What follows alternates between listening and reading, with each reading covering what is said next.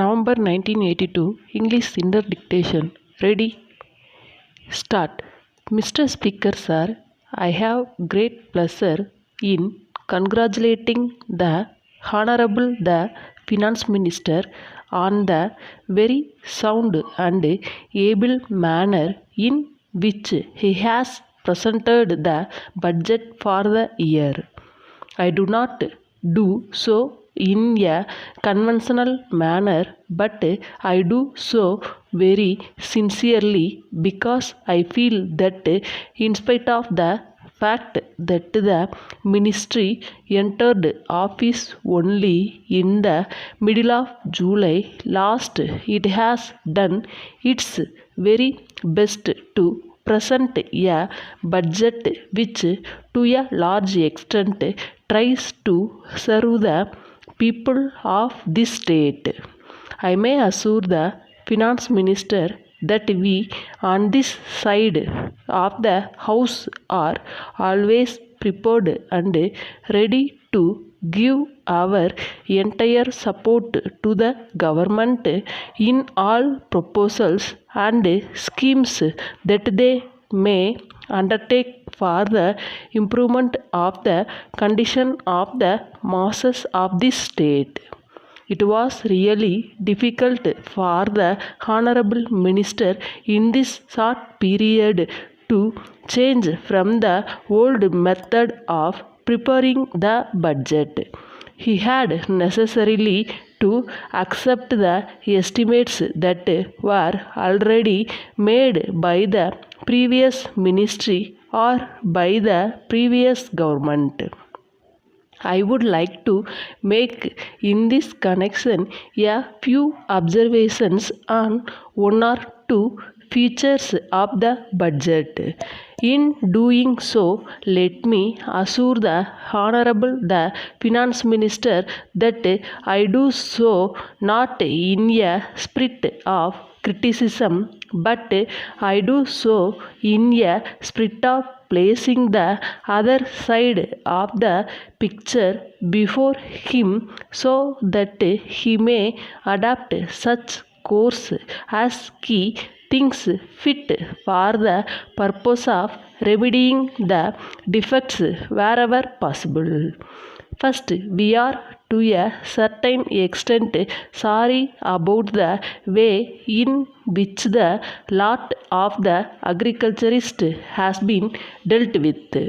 Of course, we realize that the ministry did not have sufficient time to consider the question of land revenue in detail. It has not been possible for it to indicate whether the government will go into the matter fully during the present year and give some permanent relief to the agriculturist. It is true that the remission of land revenue will to a certain extent give temporary relief to the agriculturist, but only when he gets permanent relief he can go on with his work with some sort of security and without having to pay at the end of the year a heavy amount on account of the present high rate at which the land tax is levied. I therefore hope that the government will go into the matter carefully with a view to giving the necessary relief to the agriculturist. I am rather very surprised also to see that the Honorable the Minister for Finance feels that prices have gone up and that the condition of the agriculturist has improved at the present time. I do not know whether the Honorable Minister will make further enquiries into the matter and satisfy himself whether such reports are correct. As the time before the minister was short, he has not been able to give sufficient attention to the improvement of their condition.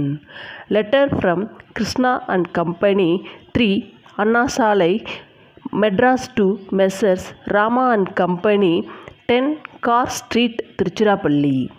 Dear Sirs, we are in receipt of your letter of the 3rd March. As you are aware, we have been manufacturing and selling domestic appliances for a long time.